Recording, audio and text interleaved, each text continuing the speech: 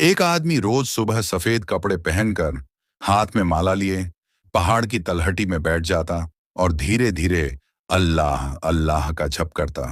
पास ही एक चरवाहा अपनी भेड़ों का झुंड लेकर आता और वे भेड़ें वहां चढ़ती रहती।